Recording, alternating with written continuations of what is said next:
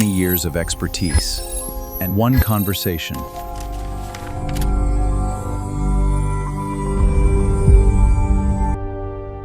All right, so it's happening. Yeah, it is happening after 26 years of friendship, and finally the dream coming true. 26 years. 26 years, yeah, from year 2000. So let's see, now we're in June. So at that time, 26 years ago, we were basically getting into college, right? Yeah, Well, start college, that's correct. finishing high school. Finishing high school, going to college, undergrad. I met you and Maya, and we have been friends since then, 26 years. Yeah. So we went together, undergrad, medical school, went to Yale together Yeah. for general surgery training, and then plastics at Vanderbilt. And two different paths until we are today. Yeah, it has been such a journey. Knowing somebody for 26 years is pretty interesting. Yeah. You know? The funny part is we always wanted to do this together. Yeah, I remember the cold days in New Haven in residency when we would be working hard and studying hard in our residency, and you would ask me, look at our friends in Miami, they are having sun and a great time. I'll be like, don't worry about it. One day we are gonna be living in a place that has sun, and we are going to be working together, and we're gonna be happy. And I think those times are what kept us going, during the times of residency and hard work and the cold. We were both coming from a place that have a lot of sunshine. And I remember when we came to New Haven, and the first time I got out in the cold and it snowed, and I was like, what is that? You remember I used to slip every time I'm walking back from the hospital to the apartment, come in with scratches. And what happened? I was like, the ground is frozen and it's very slippery. How do people walk in here? I remember Yeah. in front of, what was it, Walgreens? Yeah. I remember that. So many falls there. That's awesome. You know, a lot of people have been, excited to meet you and kind of asking a lot of questions about you and, the stuff that you like and the stuff that you do and all that stuff. And so we want to share as much as we can, with our audience and soon to be your audience as well. Knowing you for so many years, and I know the same way they've been interacting with me, they're going to be the same with us, going to move forward. So I'm excited for that. I'm excited too. It has been an interesting journey. Our path academically diverged for some time. When you went to private practice, I stayed in academia, and now it's merging again, and it's very exciting. So we did med school together, then we went to Yale, we trained together in general surgery. And as you mentioned, like those sleepless nights, hard work, all that stuff. When you look back at those years, what do you remember the most? I remember always the ambition that we had that kept us going. I remember the good times we had, which was mostly good time. Even though we were working hard, we always had a good time. We were enjoying it, and we have always been enjoying what we are doing because I think we really love what we do. I remember when we were roommates for a couple years. Another interesting story, when his wife was also a very good friend of mine, moved in. I just took an apartment in the same building, couple floors up, and I moved into my new apartment, and I was very happy about it. And then I get the text message from Bernard, Dr. Salameh, saying, hey, brother, like, if you want, you can still come live with us. Like, no, and I'm really happy. I'm like, oh, yeah, it was good times, good stuff we shared. I didn't get my driving license for a while. I used to drive the Nissan until I was able to get a car. Yeah, these were good days, and it's very interesting, Then we both became fathers, and it's so lovely to see our kids are friends with each other and how they take care of each other, and it's such a joy. Who do you feel had the most influence on you at Yale? I think there were many people that influence you and shape who you are as growing to be a surgeon. I think one of the people that I was most impressed with was for Salam. When I operated with him in training, he was always, I saw a master surgeon, and I always aspired to be a master surgeon like him. And I still remembered how he was always calm in the operating room. He knew exactly what's the next step. He knew if anything changes in the surgery, what to do about it. And the first time I operated with him, I knew that I'm going to spend my life trying to be a master surgeon like he is. There were so many people during residency, as you know, as we have been together at Yale and at Vanderbilt later on, that shaped who we are today. You know, they spent so much time teaching us and shaping us to be the surgeons who we are today. Who was the person that most It's affected? funny you mentioned that. Probably it was him as well. I was doing a case with him, doing a Whipple actually. And I was retracting the portal vein at the time. And I can't remember whether my hand slipped or something. And I had a tear in the portal vein, blood kind of like, And I mean, he was so calm. I was like, oh my God. And then he was like, just got control, fixed it. And the way he handled it, I still remember it till this day. I mean, he didn't say a single word. I was like, he's going to be upset or he's going to talk to me afterwards. And like, he talked to me without talking to me. And he taught me without teaching me. And his skills, his hands, the way we operated together, I mean, it's ultimate. And so I'd say, yeah. Yeah, I think Dr. Salam, Dr. Gasper, you remember Dr. Gasper as Absolutely. well? Yeah. Such a phenomenal master surgeon as well. The one I like the most is Dr. Longo. Me too. I think Dr. Longo taught us how to be kind, to be caring for the people who you work with. Yeah, he was a wonderful person. I think I liked him the most.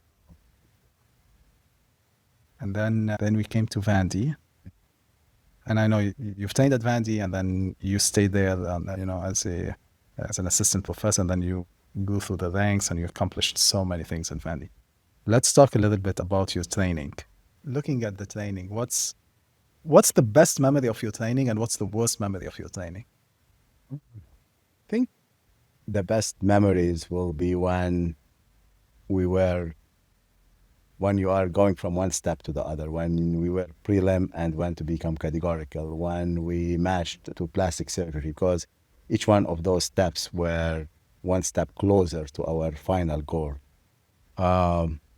Worst time, let's think about it. I think the worst times in training is when you leave the people that you have worked with and you move to another phase of your life, because you always cared and you still care about the people that you trained with and you worked with for years. And moving is always sad, even though there's excitement about the new chapter. Look at us, 10 years later, we still remember our time in New Haven like it was yesterday. Yeah. We still remember the cases, we still remember all those people we worked with, and they have special place in our heart. And then you move to the next stage, and it's always sad. You feel that when you are there in that training, that this is your life. This is for the rest of your life. And then you move to a different stage, and it's totally new and it's totally different world.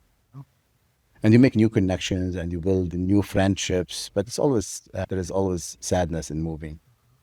And that was 19 years ago. Yeah, because that was in No, it was 2007. 2007 is when we moved from Lebanon to New Haven.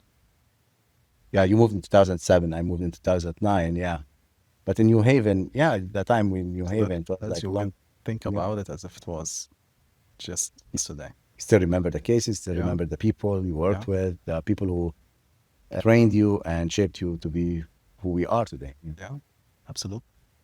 So a lot of people don't know that about you, but you've had multiple extra training and service lines that you opened and fellowships that you've done during your training, and like you've done it pretty much.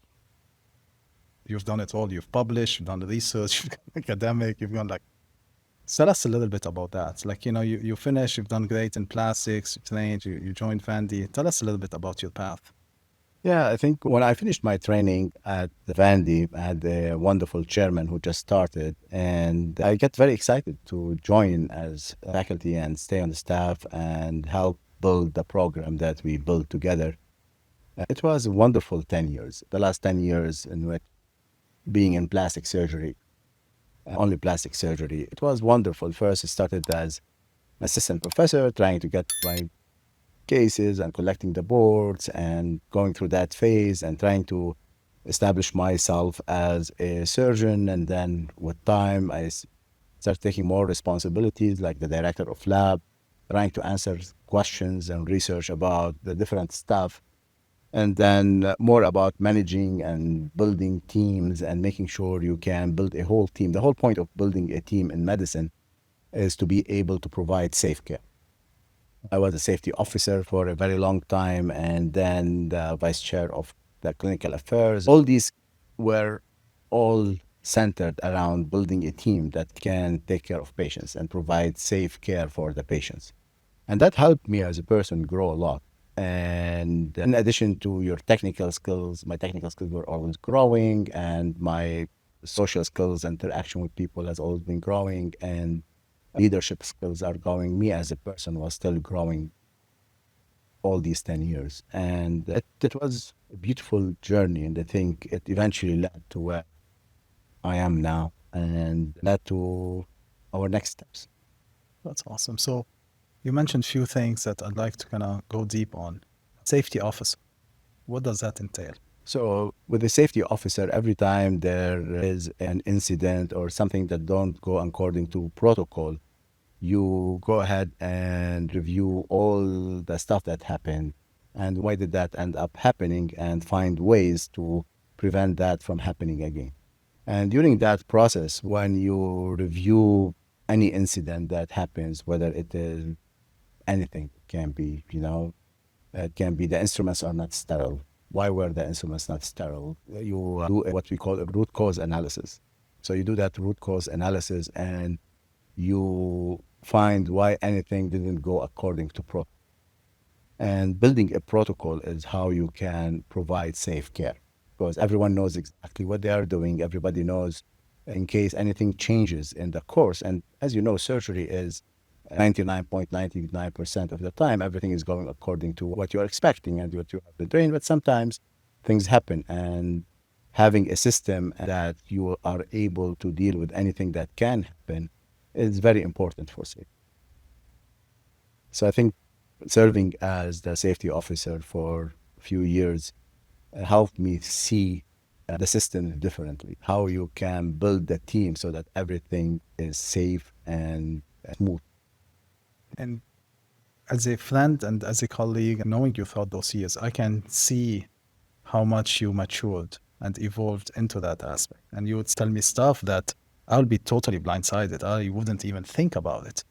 It's just based on experience, the stuff that you see. You grew so much in that aspect. And it's always vice versa. Also, you being in private practice and having to deal with different stuff, I learned a lot of things, like talking to you and seeing how you are evolving with time and how it has been interesting because we're both surgeons, one living in a fully academic life, one living fully a private life, and each one is fighting their own battles and growing in their own way. And we have always been talking with each other so that I have a little understanding of what you are doing and vice versa. And it was interesting to see that there are differences between the two paths, if you want to call them. And it's very exciting to try the different path now and try to use all the information that I have learned and all the experience that I have learned from team building and have a practice based on revolves around safety and building teams that are going to be happy and productive. Yeah, I love it. It's like getting the best of both worlds and trying to put it in one place and try to have the best outcomes possible, the best safety protocols possible, the best experience possible, the best platform possible for our patients. And that's kind of the vision, and I love it. Tell me a little bit, with the training that you've had, you've worked in, once you graduated, you worked in some of that, but also you opened many service lines. That's correct. How did that, like most people, they train in something, they start doing it, and that's all what they do. But you did that, but you branched into other stuff. Where did that come from? As most of us, when we start, we have a very wide practice. We operate all over the body. You will operate on the face and the rest of the body. But with time, I started gravitating more and more towards the face. It started all with the headache surgery. And that was in 2018, end of 2018, 2019, when a close friend of ours, Dr. Saad, who was also with us at Yale and his great friend, called me and he's like, "Oh, I'm doing this new thing. I'm learning this new thing. It's called migraine surgery that we now call more headache surgery." And he was so passionate about it. And we both of us respect and love Dr. Saad a lot. So caught my attention. I started reading about it and started building a program for migraine surgery, what we call now headache surgery. And it was first as a research project to see if does this surgery help, all these things. And then I became attached to it and very passionate about it. And I think once you build one time a program or a new service line and you see it succeeding and helping patients, it becomes one of those things that you want to always do, and then from that service line, I help building multiple other service lines from the lymphedema, lipedema, building the different aesthetic practices. That became my role as a leader to build service lines and help them succeed and provide the advice and guidance for that. Let's talk about the headache surgery path or migraine surgery. Like the program now at Vandy is one of the most successful in the country. When I was in training there and when I left, we didn't even knew about it. So I know it wasn't there since 2016.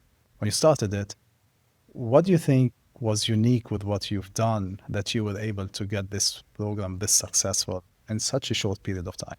It is, I think it's mainly hard work. As you know me very well, I always like to be extra prepared for anything that I'm doing. And having always in mind patient first and their best interest first.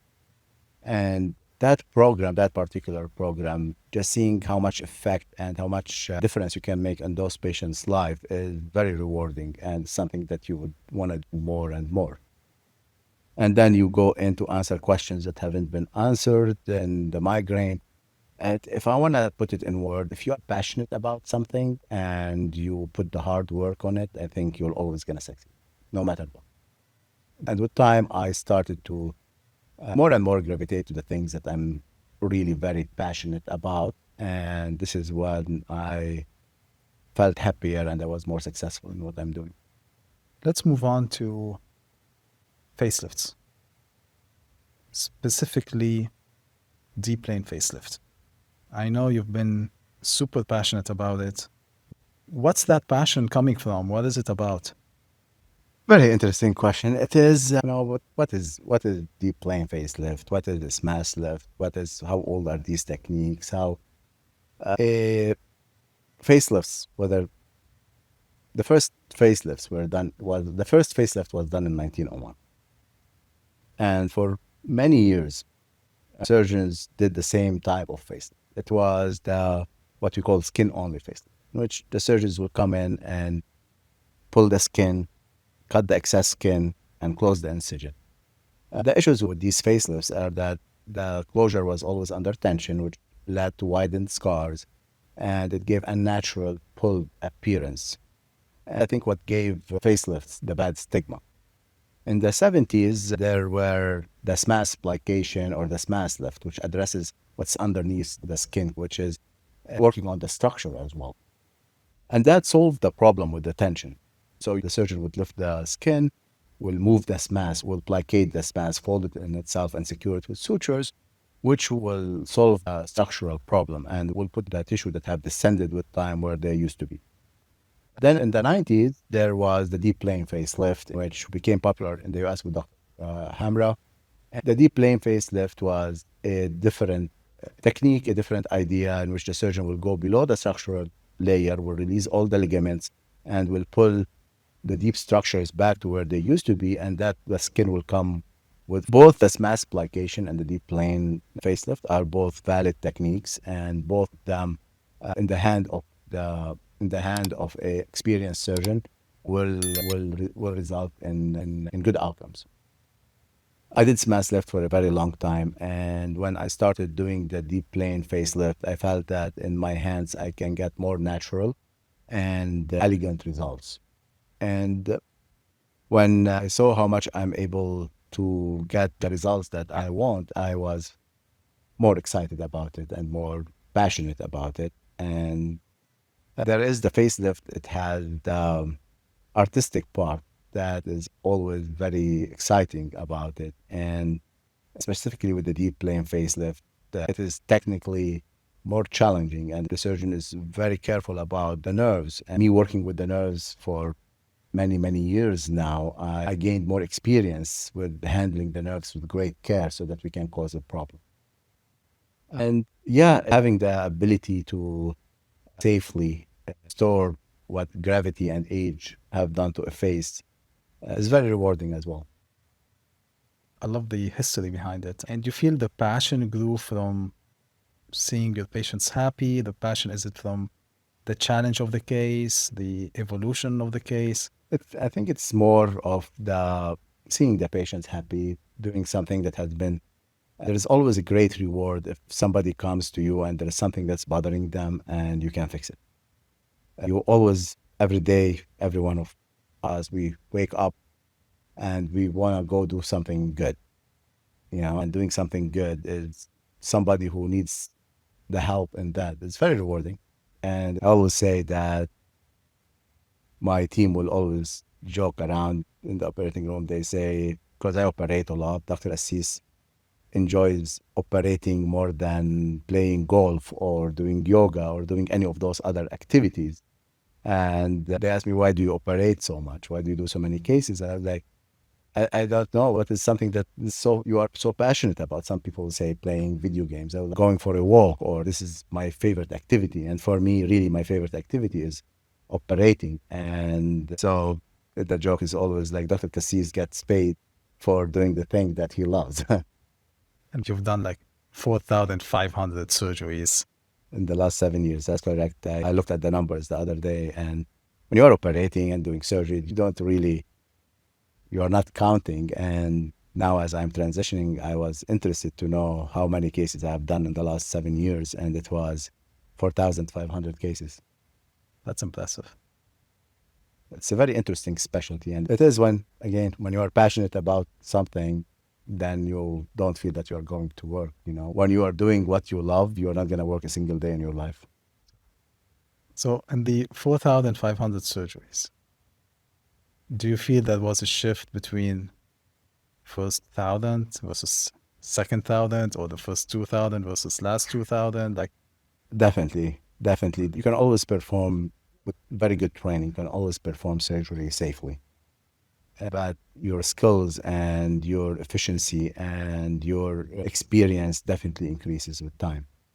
And your ability to make a decision when to operate or not to operate. Definitely, there is a learning curve. I have met surgeons who have been surgeons for 30 years, and they say they always felt that they are growing and they're learning new stuff. Definitely, and also the techniques are evolving and keeping up with the new techniques and with the new standards of care. Yes, the short answer is yes, definitely. There is difference in the surgeon who I was year 1 versus year 7 or year 10. that's awesome. So let's talk a little bit about facelift. I know the deep plane, and let's talk about the neck difference in deep plane versus regular, and especially when I used to do them, and I used to do SMAS plication. And now with the deep plane and kind of talking to you and kind of learning about the new stuff, that's amazing stuff that you've been doing, especially on the neck side, the gland side, the stuff like, when we used to do plication or muscle tightening, and we always had those issues with patients who would have like large fullness here. We used to like inject it with a, neuromodulator, Botox or something, just to kind of make it small, or put a string just to kind of push it. And unfortunately, patients come like 6 months or a year later, and then you see that fullness. You want to talk a little bit about like the deep neck and deep plane facelift? Yeah, what happens with gravity and age, sometimes the glands will descend and the submandibular glands will descend and will be below the jawline.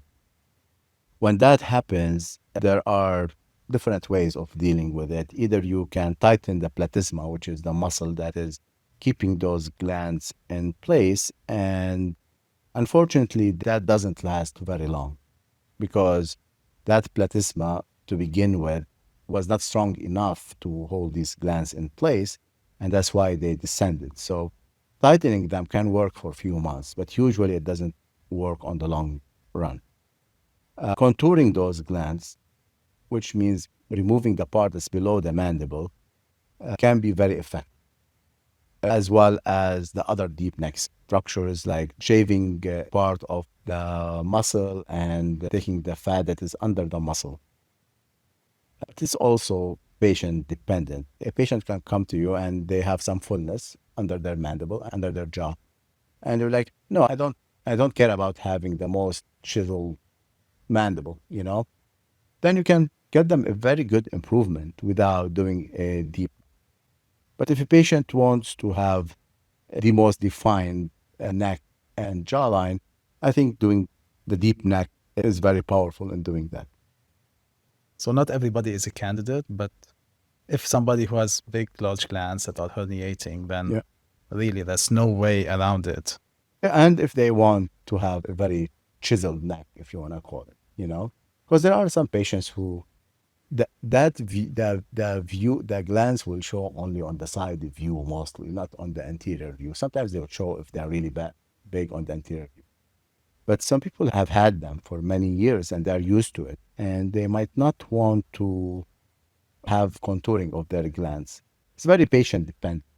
But if a patient wants to have that, then an experienced surgeon in that procedure will be able to do that safe. Is that the same as cobra neck? Cobra neck comes in from over resection of the deep fat under the chin. That's the main cause of the cobra neck deformity. With the experience, the surgeon will be able to tell how much fat to take out and not to be very aggressive. Cobra neck is mainly over resecting the fat, especially between the two muscles that we call the digastric. Avoiding that will prevent the cobra neck deformity.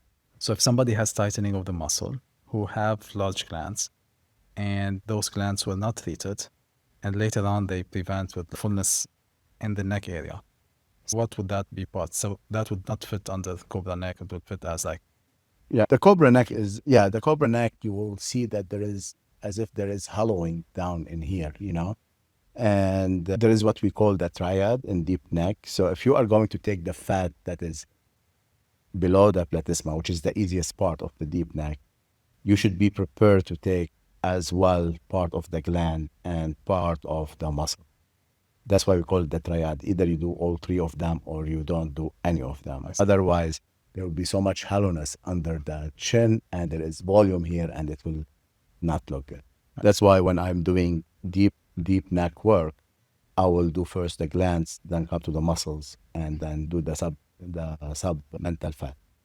And the reason I do that is that if for any reason the gland have scarring or something, or I'm unable to do it, that's the deepest part of the neck, and that's the most important part to get that. And the worst thing we can do is take the fat from under the mandible without addressing the other structures if they need to be addressed.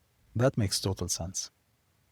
I love how you're strategic about it, because you can always abort if there's so much scarring in the gland, you just leave it be, and then you leave the middle neck, and then they won't have With the age of radio frequency and the liposuction of the neck and the heat-based devices, and there might be a lot of changes and the fillers and all these other medical procedures that the patients are having before they come in to have a deep plane facelift or a facelift.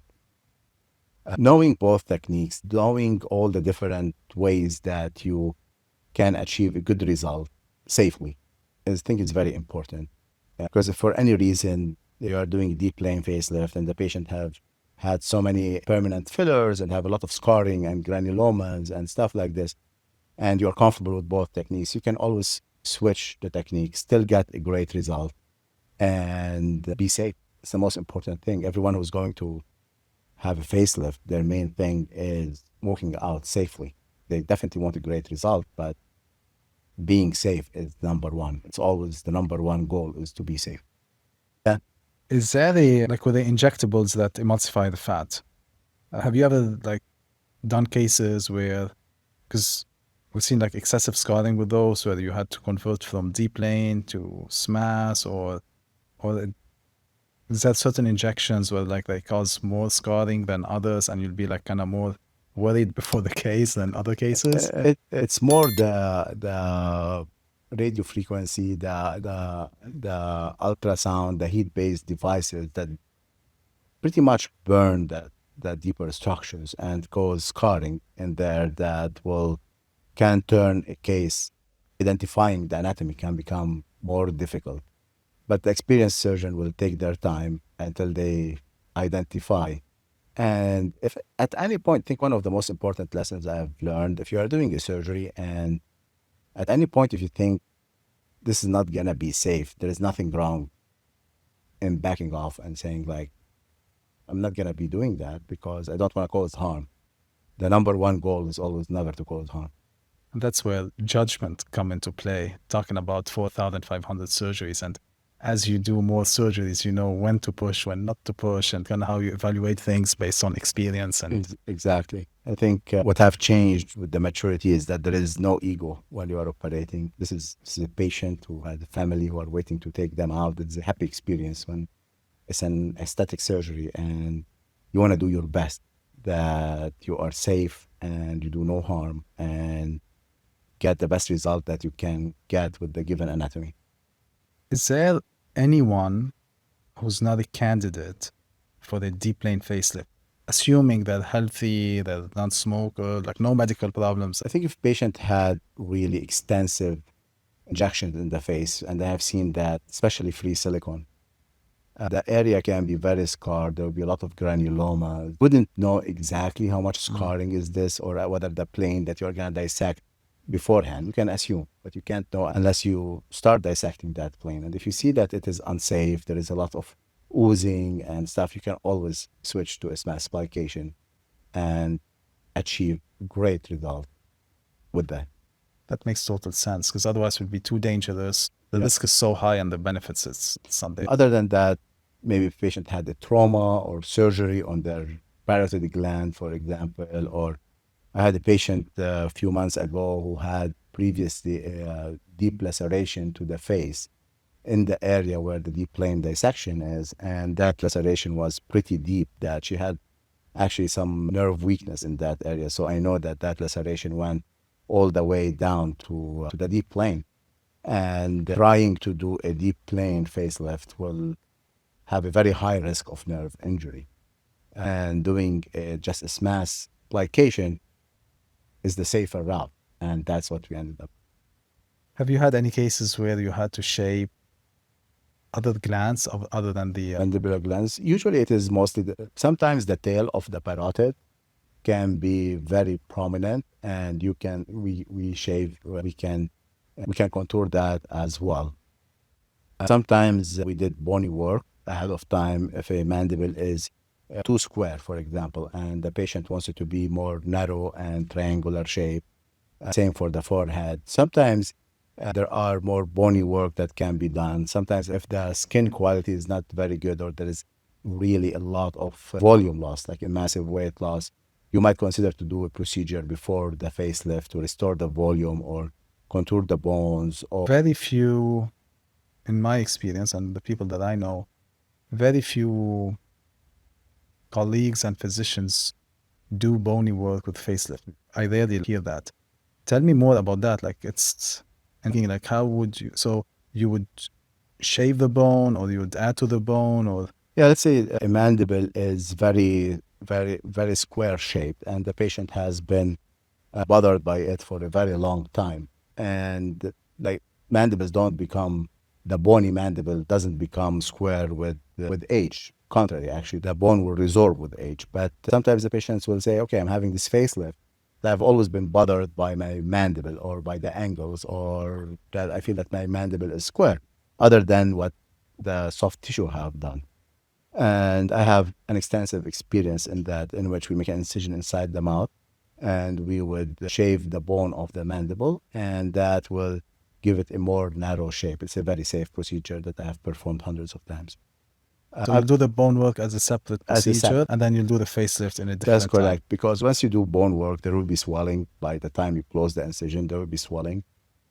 And that can distort your ability to perform a facelift as you want it. You know, when you are performing a facelift, I prefer to keep it just for the facelift, to do all the structure of the facelift and to shorten the recovery as much as possible. Personally, I don't like adding other procedures to the face and neck lift unless absolutely necessary that the patient have only 2 weeks in the next 10 years to recover from the surgery.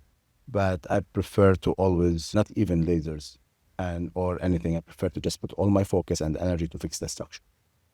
And anything that is related to skin quality and all the lasers, microneedling, all that can be done before or after the surgery.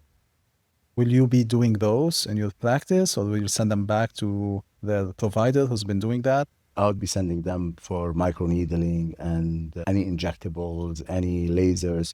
We'll be sending them to their med spa, or we will be referring them to med spas that we trust. And that makes total sense. So all your focus is surgery, restructuring, getting them back 10, 15 years, and then whoever that provider is, they kind of stick with them and take care of the skin quality. And that's correct. And my goal from doing a surgery is trying to get the patient fixing the structure and repairing the structure, having the patient go back to their normal life as fast as possible. And then anything that is in addition to that with skin quality can be done always before or after at a different time. Let me ask you kind of a futuristic question. So we went through the history of facelift, 1901 started, all that stuff, skin only, SMAS, D-plane. Based on your experience, where do you see the future of facelift going? I think the future of facelift will be going for the structural part to be endoscopic with minimal scarring. Endoscopic. Okay. And you do the same dissection as the deep plane facelift. It's the same dissection, it's the same plane. And you do it through these incisions, and you make an incision behind the ear as well, and you dissect all that area as well. And sometimes you have to make the incision below the neck. That will avoid the scar in front of the ear. And not every patient is a candidate for that, because that will address the structure, will bring the structure back. But if a patient has a lot of excess skin, that will not solve the problem and will not solve the issue. Where the future, I think, will be is the structural part will be done more endoscopically, and very soon it will be robotically as well. And then the technology in tightening the skin, there are so many different, the technology is advancing very quickly to address the skin. So a totally scarless facelift will be where facelift is heading. It will rely more on endoscopy and robotically at some point to fix the structure, put the structure back where it used to be, and the skin will be treated with the advancing technology. I was reading recently a paper in which a new technique has been just FDA approved. You know how there is microneedling? The microneedling just makes a puncture in the skin. There is something that's very similar in which it is like microneedling, but with each pass, it's taking a little chunk of the skin all over the face. And taking a little chunk, very portion of a millimeter, will not solve the skin problem per se, but if you are doing 10,000 of those over the face, that will take 2 inches of skin. So this is one of the technologies. I'm not endorsing that technology or anything, but down the future will be the excess skin of the face will be dealt with techniques like this, and the structure will be dealt with more endoscopically and very minimal scarring techniques. So you mentioned scarless and we mentioned endoscopically. So to understand correctly, so when we say scarless, there's still like incisions under the chin and incision like behind the ear, but there's no that incision in, scars. I see, correct. there's no incision around the ear, the typical facelift incision. That's correct. Basically everything is hidden, so it's being called scarless. Actually, there are incisions to be able to address the deep structure. The scarless facelift is a facelift that if you look very closely, it will be really difficult to find the scar. I see. So you then, in this case, you see younger patients getting that.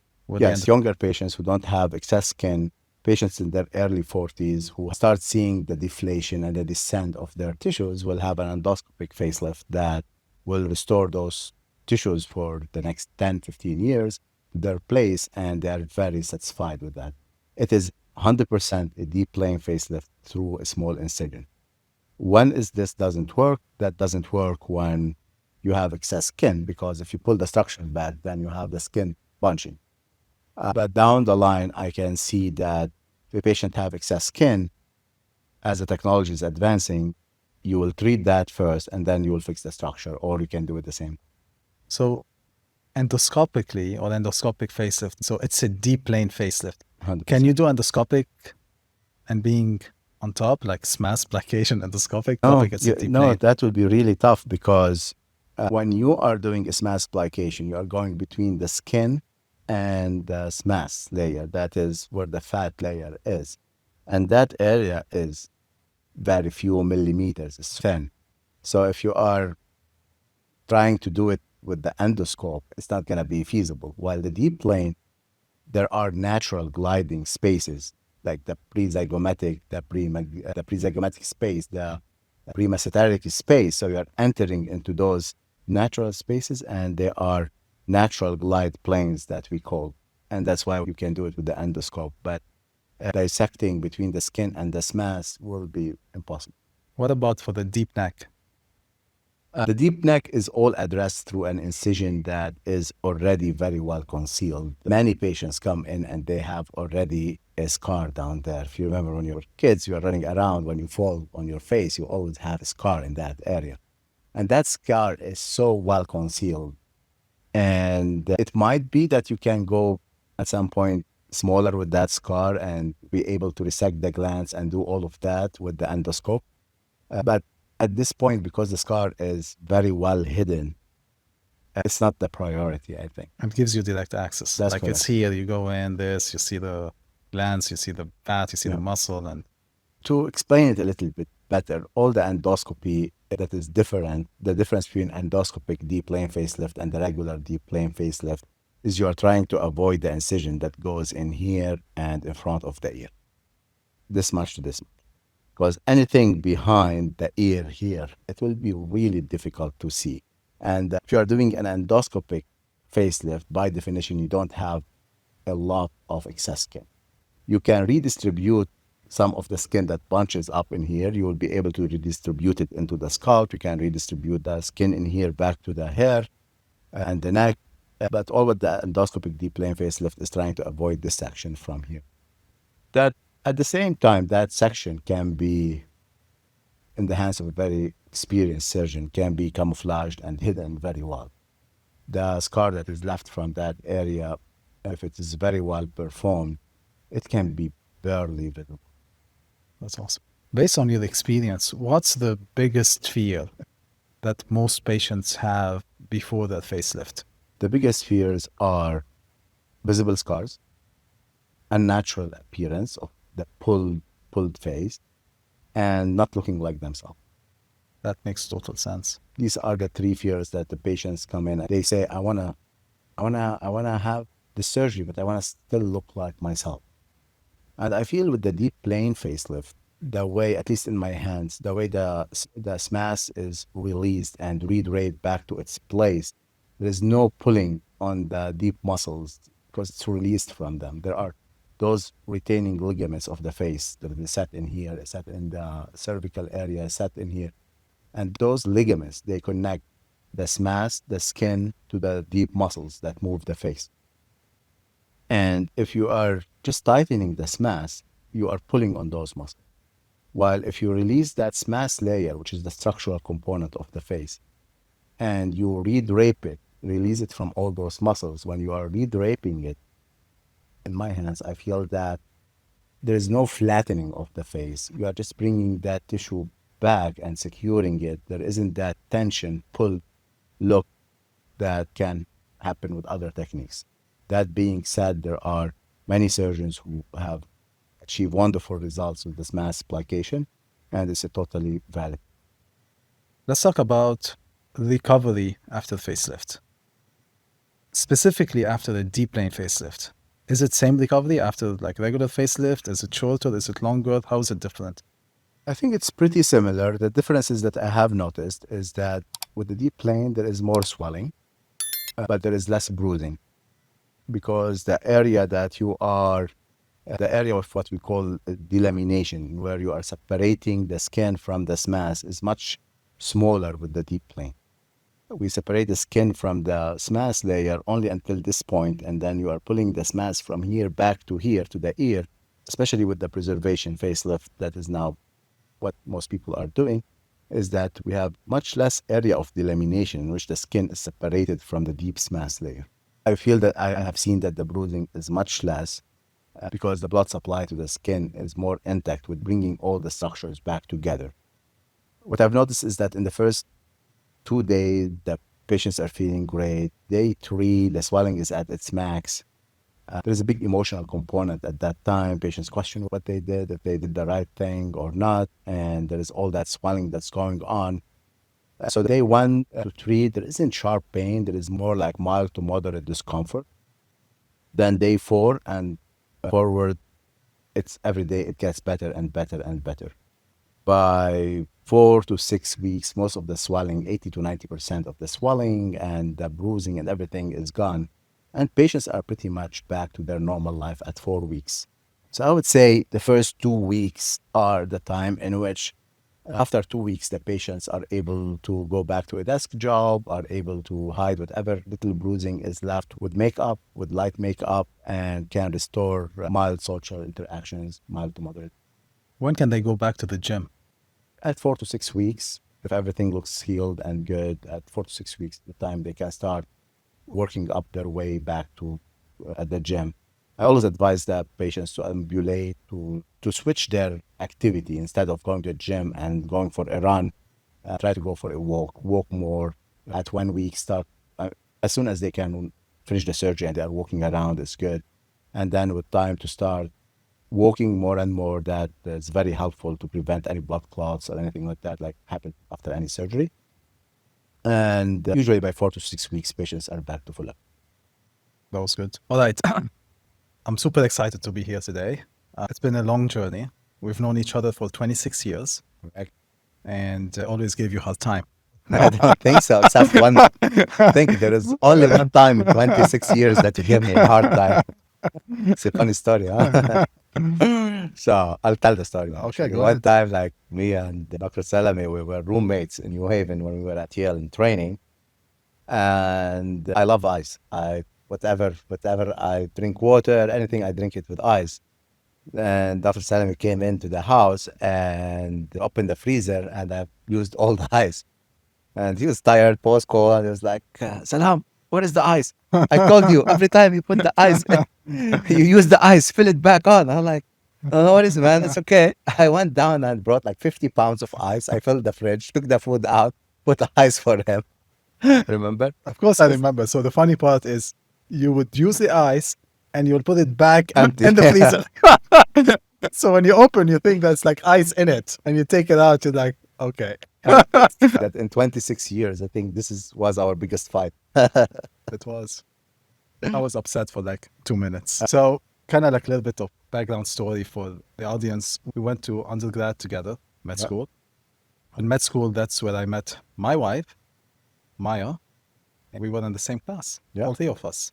Yeah. And then you came to the US a couple of years ahead of me, and then I came after you 2 years later. Yeah. Yeah, so we went to Yale. Went to Yale, then Vanderbilt, and then we stayed next to each other for 26 years, I think. There wasn't a single week that we didn't talk with each other at least once. That's true. That's true.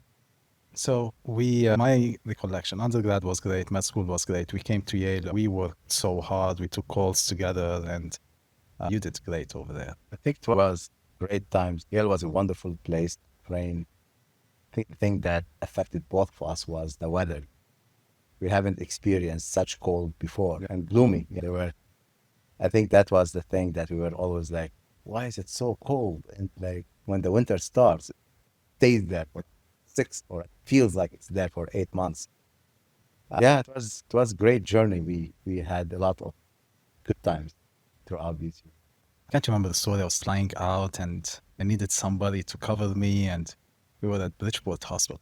I think you were doing your fellowship at the time or something, so you're taking chief call, and I was like, oh, I need to fly and I have like 20 calls to cover, something crazy like that.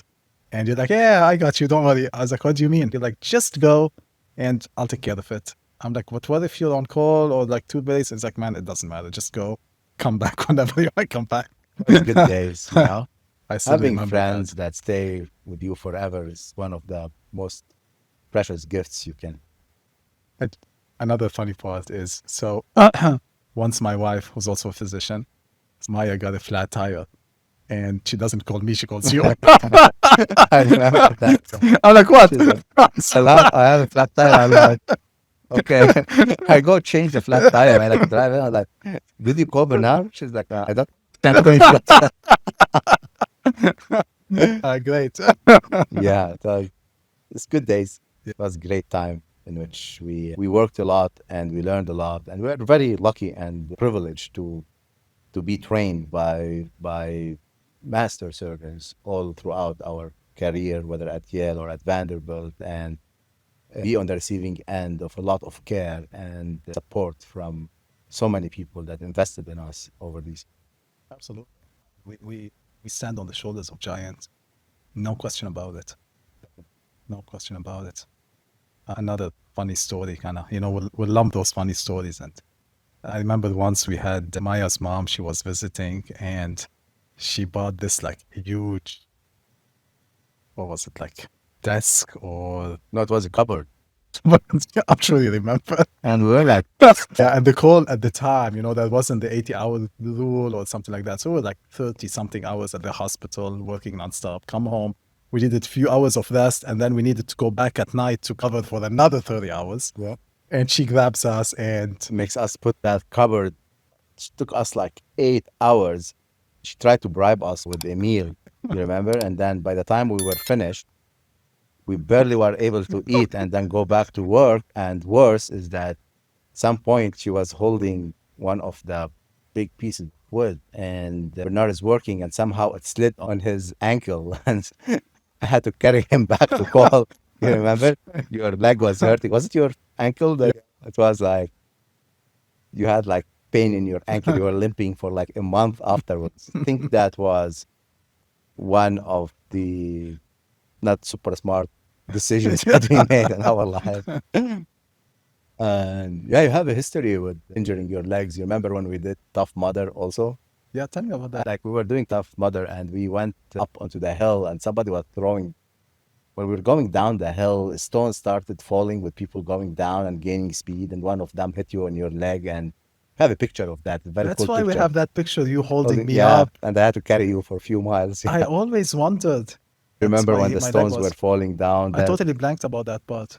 Yeah, and then I carried you down. I don't know if the stone hit you or you were just tired and you wanted me to carry you. I don't know which one was it. But we have a cool picture from that I remember you lost your glasses there in the cool That's correct. container when you Yeah, kind we're of like jump jumping to You, ice or something. You were so upset about those glasses. Yeah, I know. I remember, yeah. Yeah, we have shared great friendship for 26 years. And we have always dreamt, though, when we were at Yale and over the years, that we will one day have a practice together. And when we graduated, you went to private practice and I stayed in academia. And it was interesting how each one of us, we were friends, and seeing how each one of us is growing in a different environment.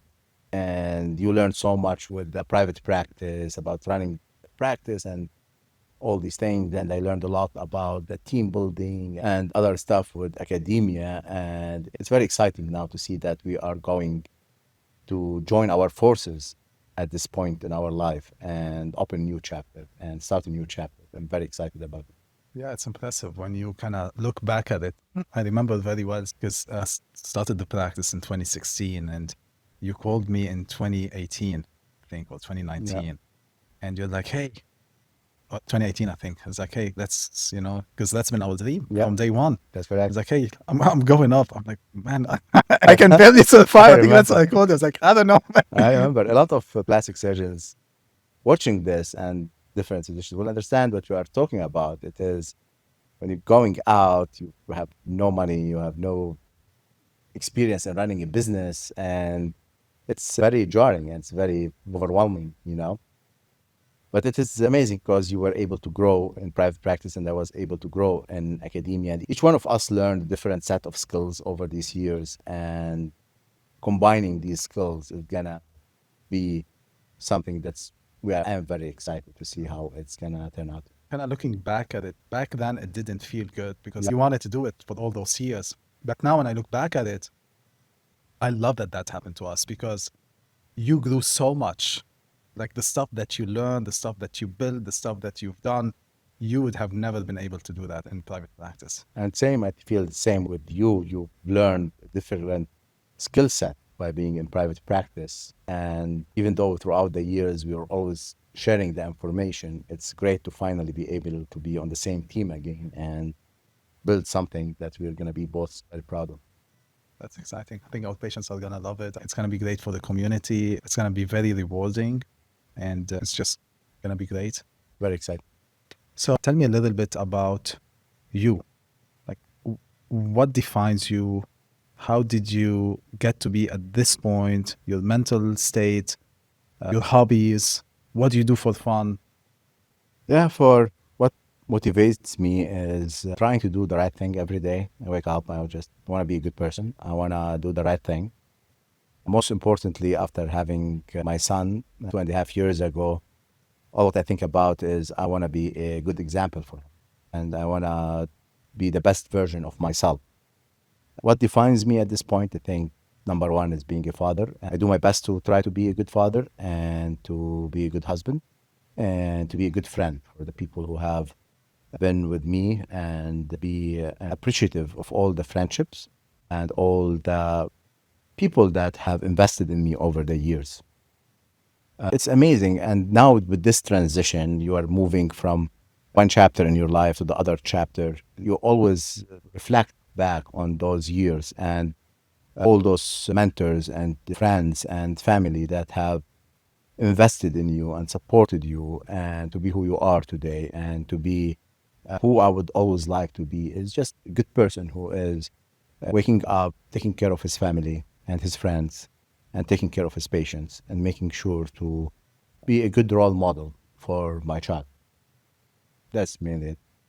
For hobbies, it's after my son was born, it's mostly my favorite hobbies are the things that I can do with him. So anybody who knows me or who have been in my operating room, they know how happy I am since my son was born. And most of the stuff that I enjoy now are the things that I can do with him. Even though he's 2.5 years, we go to the gym together, his time in the daycare there.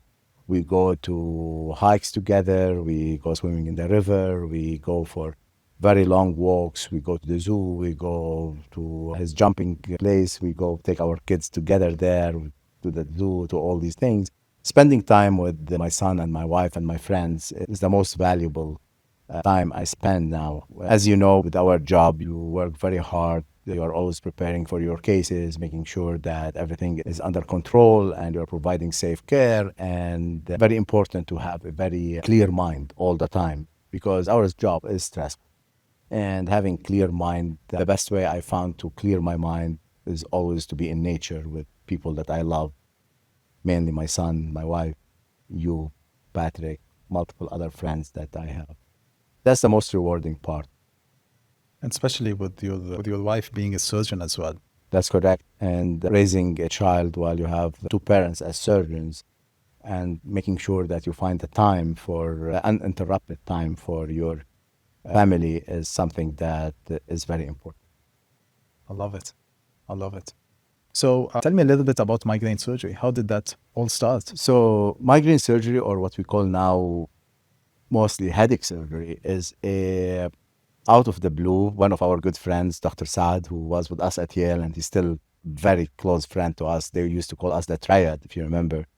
And Dr. Saad called me and he's like, oh, I've learned this new thing called migraine surgery and it's awesome. You're going to love it. Patients feel great after the surgery. It's in the face that I've always been very passionate about. It's releasing nerves in the face that will help with the headaches. And I was like, what are you talking about? And this is how it started. And I was like, okay, that point I was starting my being assistant professor and I wanted to open new service line. And I thought that will be good thing to explore. So I went and learned how to do it.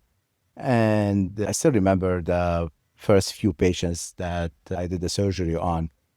And I was like, still, you have doubts. It's like, is this going to work? How is that coming? And then the first patient I did came back, and I remember so well about his story. He was a vet, and we have an article actually published about that.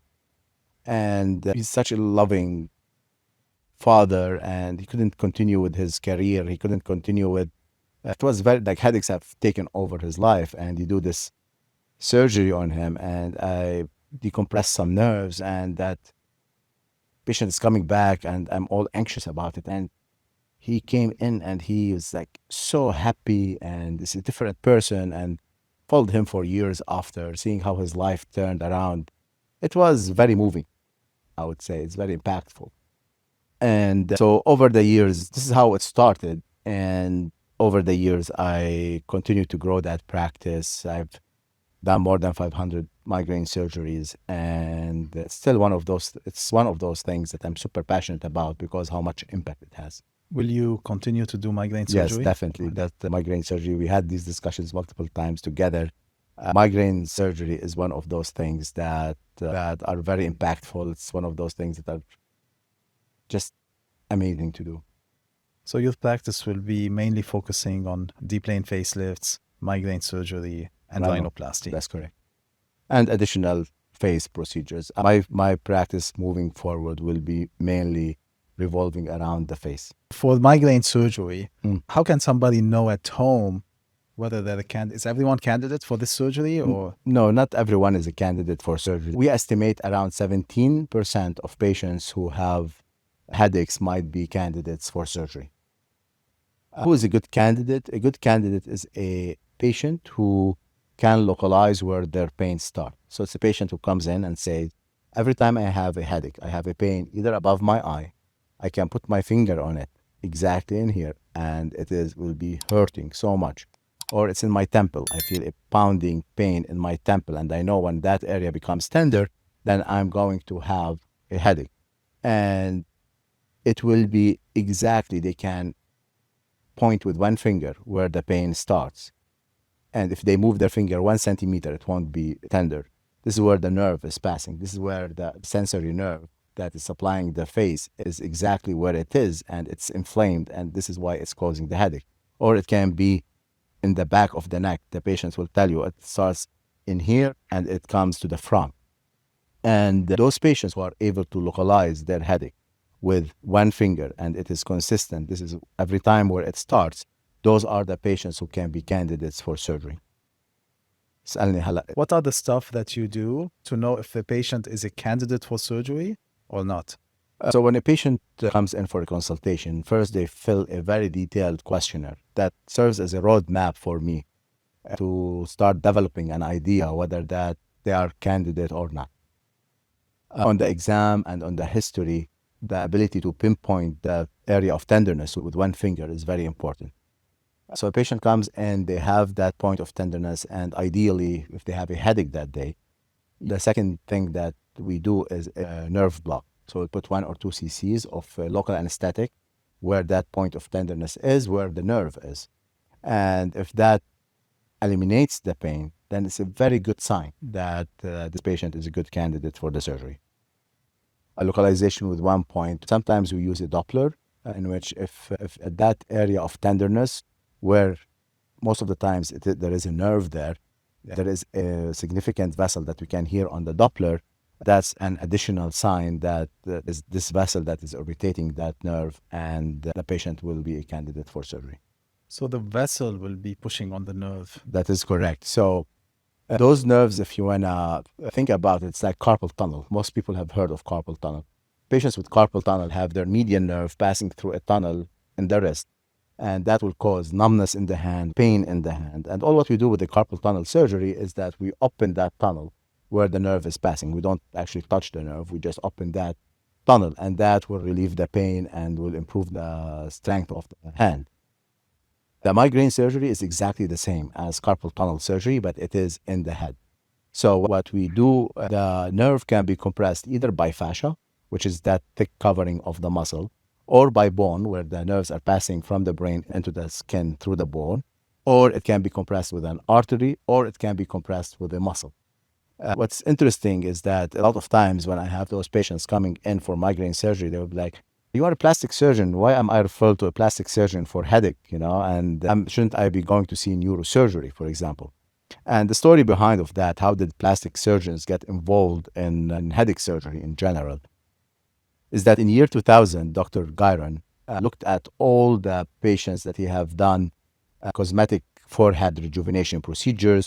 Back then, it was a brow lift with resecting some of the muscles, the frown muscles in the forehead.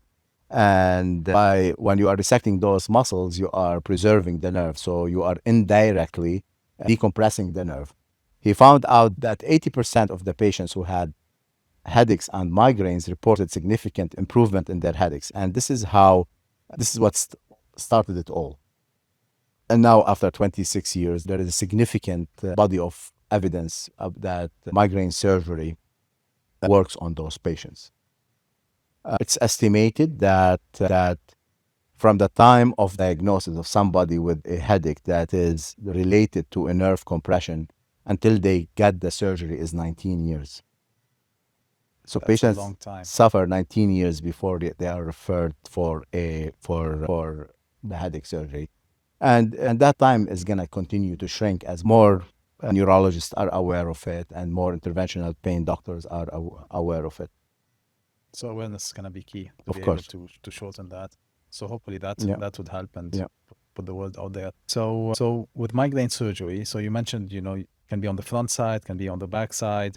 Are these the two sides that it can be involved, or? So it is above the eye, the two ones are the supraorbital and the supratrochlear nerves.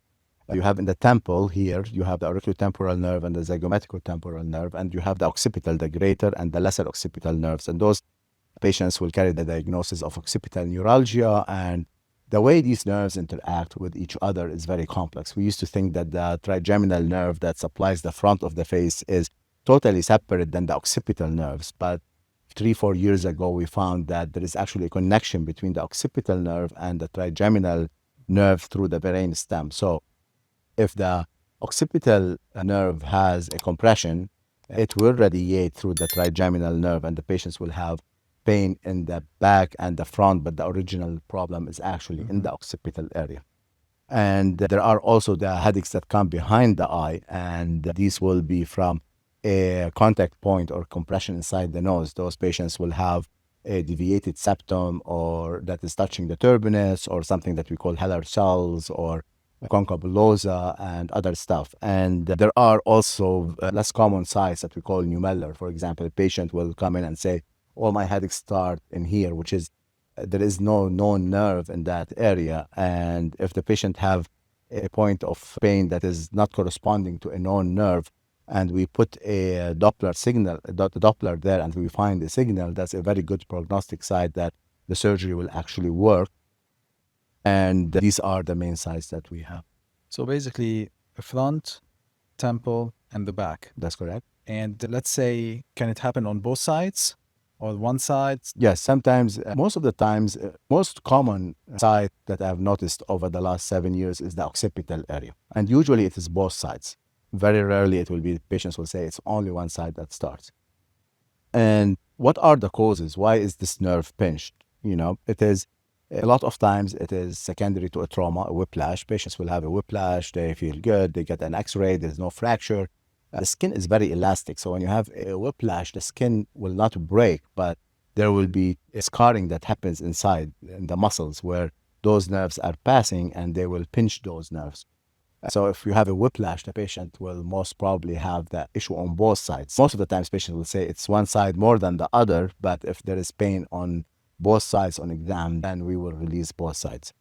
So do you release both sides all the time, or it depends on the exam, whether one place versus the other? So if a patient says, for the last 10 years, I always had my headaches on the right side, I've never had it on the left, then I'll do only the right side. If a patient says 80% of my headaches are on the right and 20% on the left, then I will do both sides. Because from experience, I noticed if I do the right side only, then I will have to come for another operation for the left most of the times. What about if can they have front side and back side at the same time? And would you release them in the same surgery? So if they have the front and the back, most of the times the issue is in the back. So what I've noticed with all those years is that I would do the back first, and then we'll give it 6 months. If the front goes away, which goes away in 50% of the times, then we are done. If it doesn't, then we'll consider operating on the front. It's very important to know that headaches are very complex. And there have been so many theories over the years. There was the vascular theory, and no one 100% understands headaches. And if anyone tells you that we know exactly the mechanism of headaches, I don't think they will be telling the truth. There are different types of headaches. There are hormonal headaches, there are tension headaches, there are cluster headaches. And we have a lot of information about it, but no one exactly knows the mechanism 100%. All what I know as a plastic surgeon who have special expertise in nerves is that if a patient is coming in that can localize their pain, that they will respond to a nerve block, I will ask the patients to draw the pain. The pain drawing is very important. It has been shown that if a patient is drawing the typical pattern of nerve pain or what we call extracranial pain outside the brain, that they will have a much higher success rate. So if all of these are fitting, then I can help those patients with this surgery. Beyond that, headaches and migraines are very complicated. Talking about success rate, what's been your experience? 50% of the patients will have total resolution of their pain. 40% will have significant improvement. And what we mean by significant improvement is decrease in the frequency of the headaches, decrease in the duration of the headaches, and decrease in the intensity of the headaches. Some patients will be having 30 migraines a month. They try all the medications, it's not working. And that's very typical of the headaches that are coming from outside the brain. Those patients, you will do the surgery, they'll come in, I'm like, are you still having headaches? They're like, yeah, I'm still having headaches, but I take a Tylenol, it goes away. Or they will say, I used to have 20 headaches a month. Now I'm having 1 headache a month, then I take a medication. It's not very bad. I can still function with it. I take Tylenol or Excedrin or something, and then it goes away. So the frequency and the intensity are less frequent and less intense. That's correct. Or sometimes there is total resolution. And in 10% of the patients, and it's a significant amount, that means 1 out of every 10 patients that I believe is going to benefit from the surgery, I'll do the surgery and they will not get better. Even those that you inject them with local anesthesia, they got better, the symptoms are that, you'd still go in, release the nerve and still say, hey, it hasn't changed. Yeah, 1 out of every 10 patients. And at some point I was doing around 20 a month or more than that. And so they're not going to get better. And I always tell the patients that you have to be okay with that. I would never operate on a patient if I don't think I have a chance at it. But still, with everything that we know so far, this is the success rate. This is the acceptable success rate. 50% will have a resolution, 40% will get significantly better, and 10% will not improve. Why do you think they don't improve? We still don't know yet. We know that there are some factors that can be negatively affect the outcome. One of them is the duration. So for how long they've had it. That's correct. So if the nerve is damaged or irritated for so long, there are 3 things that we know for sure. Is the duration. So if the patients have the surgery within the first 3 years of the onset of headaches, they are more likely to get better. Okay, makes sense. The second thing, other than the duration, is whether they had radiofrequency ablation. We know if they had radiofrequency ablation, which basically burns the nerve, their success rate goes down. And radiofrequency ablation is actually a procedure that helps sometimes. I've seen patients who had the radiofrequency ablation for their occipital nerve in the 90s, and they had 20 years without headaches, and now they came back. So it helped for 20 years, and it's much less invasive than the surgery. So radiofrequency ablation, we know that patients who had radiofrequency ablation have decreased the success rate. Some surgeons do not operate on patients who had radiofrequency ablation. I do, because still the success rate is significant. After discussing with the patients, I'm always very frank with the patient. Tell them exactly what I think, what is the success rate, and what to expect. And the third thing that we know is the perioperative use of narcotics. So if patients are using narcotics before and after the surgery, that we know that these patients will have a lower success rate. These are the three main things that we know that affect the success rate of the surgery.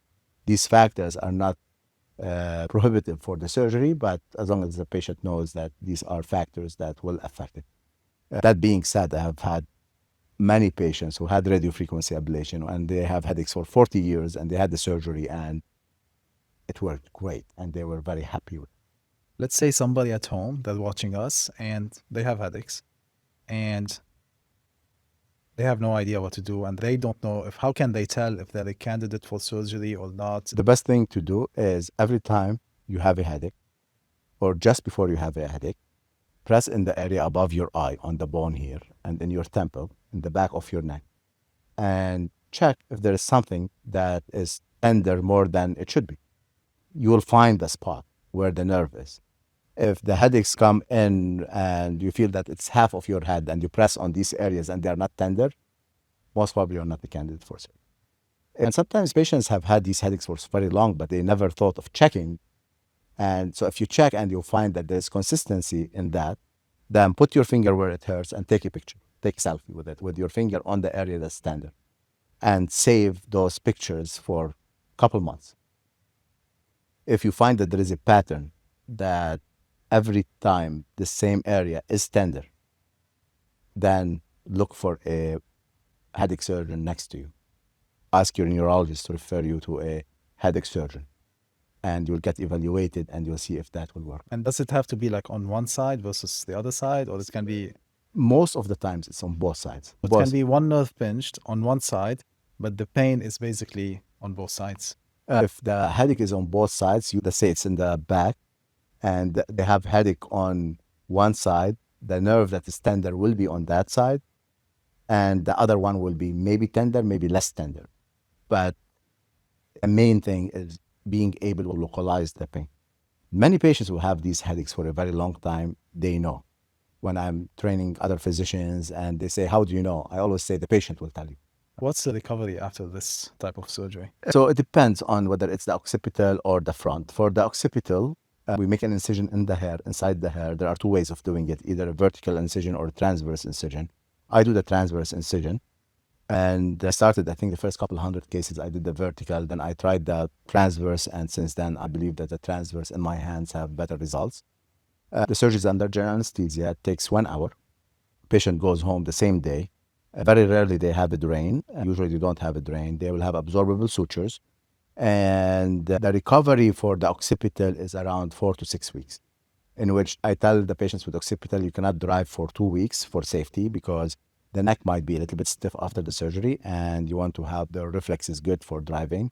I'll say no weight limit of carrying for 10 to 15 pounds for 6 weeks, but the patients can be walking the same day and walking around their house. Many patients these days work from home. Multiple patients start working 3 days later. I always tell them to work when they are not taking any narcotics anymore because they don't want them making decisions while just had a narcotic. So that's for the occipital. For the temporal one, it's the easiest one of all the migraine surgeries. It's outpatient. It's mostly done under local anesthesia. And the patient can go back to normal activity the same day as long as they are not going for a marathon that same day. For the supraorbital, the muscles are much smaller than the occipital. There will be some bruising around the eyes. We make the incision in the eyelid, the same that we do for the blepharoplasty. And that incision is totally invisible or very well hidden with time. All the migraine surgery incisions are very well hidden. I find difficulty finding them myself when the patient comes like a year later. For that one in the front, that's around 2 weeks as well, but it is much easier than the occipital. So the most intense one is the occipital. That takes around 2 to 4 weeks for recovery because the muscles are big and the incision is bigger than the frontal, than the temporal ones. So 19 years of pain on average, 1 hour surgery, and a few weeks afterwards. And what can you do in life that can be more rewarding? Now I know why you love it. It's unbelievable. Unbelievable. You just do it. And for the first year, I couldn't believe it. I was like, is this a placebo effect? What's going on? Like, why? How can this be so powerful? But with time and all these years and the research and being on the meetings and talking to the patients mainly and seeing how their life is and seeing what I see in the operating room, like when you Go in, and the patient says 90% of my pain is on the right side and 10% on the left. And then you see that the right side has so much scar tissue around the nerve, and the left side has a little bit of scar tissue, and it's 100% persistent. And the other thing that I always do is that I have the patient, before we roll back to the surgery, put their finger where is the pain, and I put a mark. And then in the surgery, when I'm looking at the nerve, I match the mark to the point on the nerve. And in 99% of the time, that area is the most pinched area of that nerve. That's crazy. Have you published on migraine surgery? Yeah, I've done research extensively on that, and have been to conferences. I have a member of the Migraine Surgery Society, very proud member, and I have published many papers about it. That's awesome. Is there any imaging? Yeah. Any? So we know for carpal tunnel, Yes. we know for carpal tunnel there is like an EMG that you can do. Is there a very objective imaging technique Okay. for that? Okay, that's good. So usually for carpal tunnel, people get evaluated by neurologists. They get EMG done to see if the tunnel is compressing on the nerve. For migraine surgery for those nerves, is there something like that that people can do? So there are ultrasound and MRI, and I have spent a very extensive time trying to develop these MRI protocols over the past few years and published on it, trying to visualize, having an objective indicator that those nerves have a problem. And we were able to visualize them, but it is going to be years before this becomes a standard of care diagnostic criteria or a standard of care imaging modality. But it is coming. There are multiple institutions working on it. There will be a time in which we will have a more objective assessment of those nerves and the ability to see them. The main issue with that is that there is a lot of interference from the vessels in the scalp and the MRI that make visualizing them not very easy, as we can see other nerves. So that's good that you mentioned that, because I'm partnered with one of my colleagues, Dr. Lisa Ferrer in New York, that developed an AI model in which the patients will draw their pain and put their history in, and that AI model will try to predict, and this is still in the research phase, will try to predict if you are a candidate for surgery or not. So with an extensive experience with nerve surgery and experience in deep plane facelift, where you're dissecting around those nerves and that, is there any correlation between the two? Operating on the face and to operate on the face, you have to have a really deep understanding of anatomy. The face is not forgiving at all with mistakes in operating. If I'm releasing the supraorbital nerve and I'm not 100% sure in which plane I am, I will injure the branch of the facial nerve, and the patient may have their headaches gone, but then they will not be able to close their eye. Doing the migraine surgery and headache surgery and operating with nerves all the time in the face and neck, and having that deep understanding of the anatomy definitely helped a lot with the aesthetic portion of the face that I do. I think they both fall within the same category. Once you operate on the face, you operate on the face, everywhere in the face. Now let's move on to the nose. I know Yeah. you're passionate about rhinoplasty as well, and you do high volume of rhinoplasty. You do both cosmetic and functional. You want to tell us a little bit about that? Many plastic surgeons will tell you that rhinoplasty is the most difficult surgery they have ever done in their life. And the reason for that is that a millimeter or 2 millimeters of asymmetry in the nose can be seen across the room. The nose is the center of the face, and it's the most noticed portion of our face. And anytime you move something in the nose while you are operating, something else will move and will change. And developing an experience with the nose and becoming experienced in the nose is one of the most difficult surgeries I have done. And we have trained together. We have done transplants, we have done Whipples, we have done super microsurgery, all these surgeries. And I still think that nose is one of the most difficult surgeries that I have learned and mastered over the years. Yeah, the nose is very unforgiving. It's the center of the face. It has a lot of artistic part to it, in addition to knowing the anatomy and knowing the aesthetics of it. Certain nose will be beautiful on one face and harmonious on that face, but will not be harmonious on a different face. That's why rhinoplasty is also a very rewarding and a very impactful surgery. So how do you decide which nose to give different patients? Do they It get the is, same nose, or do you kind of like how? it's a lot of discussion with the patient. I show them pictures. Which nose do you like more? It's not a picture of an actual person, it's actually a drawing. There is a drawing that I always like to show 4 different noses. And the patient will like, oh, I like this much projection, this much rotation. I like this nose more than that. But every nose have a certain maximal aesthetic potential that it can reach. And my job is to try to get that nose to that maximal point where it will look the best for that nose. If a patient has a wide face, you don't want to give them a super narrow nose. What if they ask for it? If I don't believe that this is going to look harmonious and natural, I'll not do it. Because sometimes with rhinoplasty, patients are very specific. They're like, I want this, I want this, I want that. And if you feel like that's a discrepancy between what they're looking for and what you think is going to Yeah. give them a harmonious look, how do you handle those situations? Yeah, I have patients show up and they have the picture of a celebrity nose with tons of makeup and different lighting. They're like, I want this nose. And I'll be like, I'm sorry, I can't do that. Just and So why let's say not? a patient comes in and she's asking for certain things that anatomically they won't fit the outcome that she's looking for. Yeah, one of the most important aspects of a consultation is trying to have realistic expectation. If I feel that the patients have expectations that I'm not able to fulfill, I would apologize that I'll not be able to do that. Or if a patient is asking for something that I believe that is not gonna be harmonious with their face, I would explain that. And if the patient is not convinced, then I wouldn't do the surgery. I mean, that says a lot because I've seen your before and afters on noses, and these are one of the most beautiful noses I've seen. And for you to be humble about it and say, hey, you know what, like that nose, I cannot do it. I mean, that says a lot. Thank you. It's all about, I don't believe that every nose should look the same. It's all about the discussion with the patient and what they want and giving them the time and the care to show them what I'm able to achieve and making sure that we are both on the same page as much as possible of what I'm going to be able to achieve.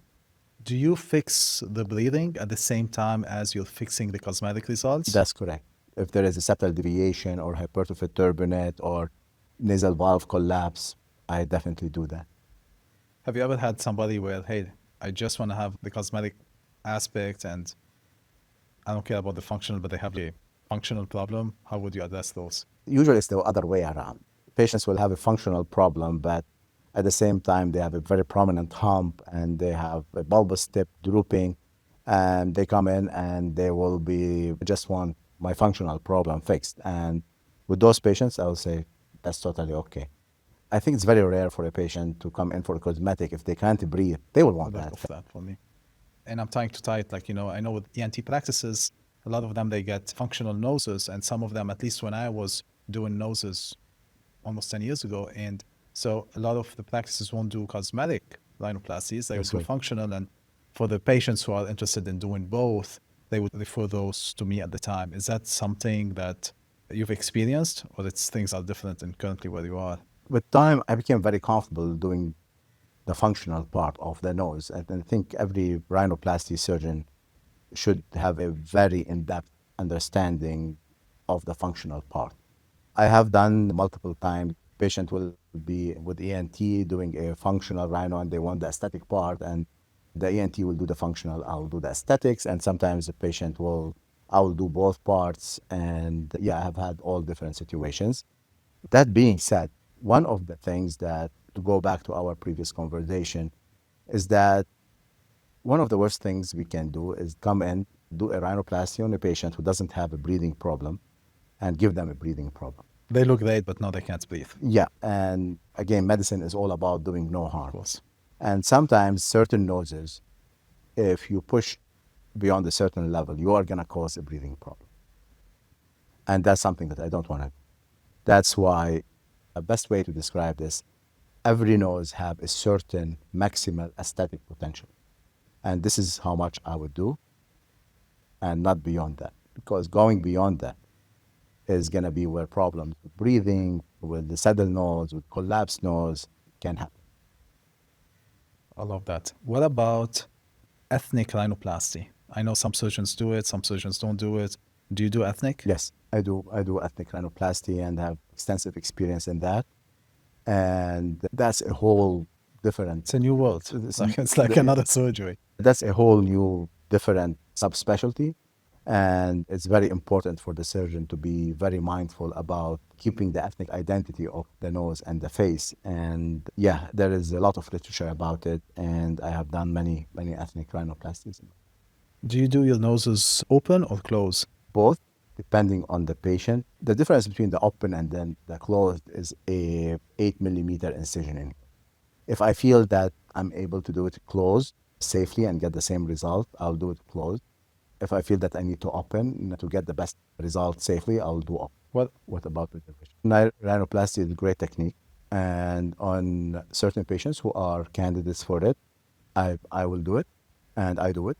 But not every patient is a candidate for preservation rhinoplasty. The most common concerns that patients come in with rhinoplasty. Dorsal hump, drooping tip, bulbous tip, and crooked nose. One of the biggest fears, in my experience for patients, was looking natural. How do you make sure that they look natural after the surgery?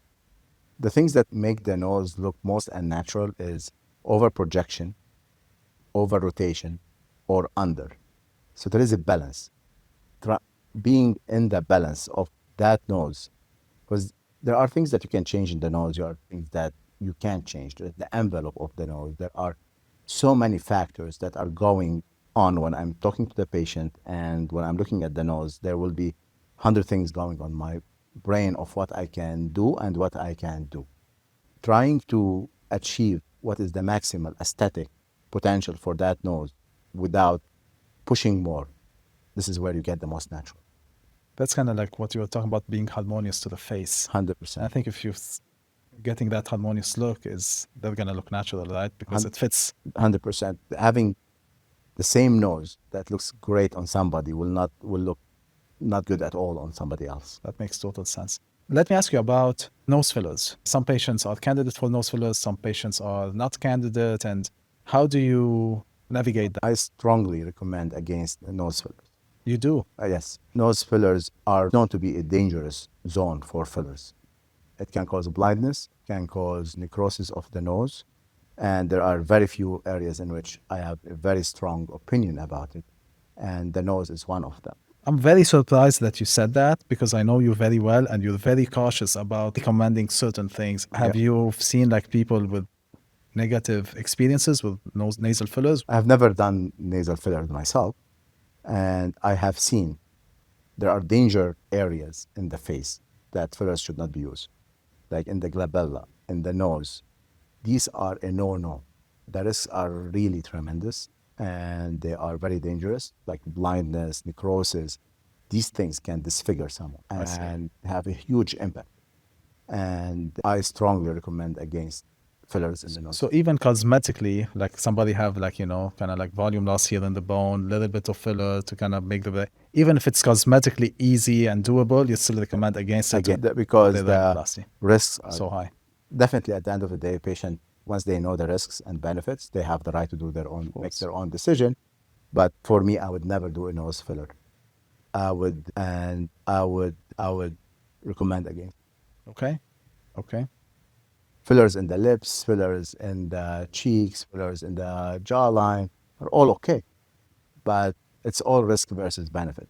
But fillers in the nose, I think it is something that I would never do. Risks are too high. Yeah. Makes sense. Tell me about the recovery after the rhinoplasty. Depending on how much work we do. If we do osteotomies, we narrow the nose, we do a lot of septal work, the patients will have splints inside and out. The patients will feel uncomfortable for a week until the splints are out and the sutures are out. It is the recovery for a rhinoplasty is around 2 to 3 weeks until the swelling and the bruising is done. What about for patients flying in for out of state? How long do they have to stay before they can fly back after the rhinoplasty? 1 week. So you'll take that splints out and then they'll be able to go after that. So you'll watch them for the first week okay. What about your recovery protocol for out-of-state patients for patients who are coming in for deep plane facelift? Patients will have to stay for 10 days in town. We'll do the surgery today. They will go home. They need somebody to be helping them in the first 24 to 48 hours. Then we'll see them on post-op day 1, check on everything, make sure everything looks good. Then we'll see them daily moving forward for 10 days. After 10 days, they can fly back. Okay. Let's talk about recovery after migraine surgery for patients who are flying from out of state.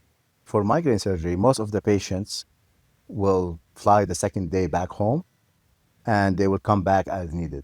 We'll have a phone call with them if they have any concerns. But for migraine surgery, most patients fly the second day and follow up as needed. I know you're very specific in putting every single stitch in your facelifts and rhinoplasty. Can you tell me more about that? Yeah, when you're operating on the face, every stitch matters. Every move you do matters. And before you go to surgery, you have that vision of the final outcome that is in there. And the stitch placed 2 millimeters different than where it should be will make a big difference. That's why in face surgery, I'm there from the beginning until the end. I'm placing every stitch for myself. That's why you see every tiny little scratch on your car. That's correct. That's a funny story because Like, do you see that? I'm like, no, I don't see that. So, August 1st, seeing consults. are you excited about it? I'm very excited. It has been 26 years in the making. We had this dream for very long, and finally it's becoming true. The stars have aligned, and I'm very excited to what we're going to be building together and for all the patients that we're going to be helping. All right. Hey, guys, I know it's been a long one. I truly enjoyed it. It's been a long time on a personal level to be at this stage, sitting with my best friend and joining forces. So excited for him, so excited for our patients, so excited for our community. A lot of you guys have asked me a lot of questions about him, and you want to know a lot of the stuff that he does. So feel free to send me those questions. We will be taking a lot of content together as we go. And as you can see, I mean, we hang out all the time and we talk all the time and we'll be together all the time. So whatever you need, whatever questions you have, anything that you're thinking about, send it our way. If you don't follow us on Instagram, make sure you follow us. If you don't follow us on YouTube, make sure you follow us. We will be posting there a lot of our content as well. And we want to provide as much value as possible to everyone out there. Thank you for watching. And Dr. Kassis. It's actually on call, yeah. Caleb has done a great job here. Do you have a channel? You have a podcast? Yeah, shout out to Stage Post. That was great. I know you're very... I like you're scaring me, man.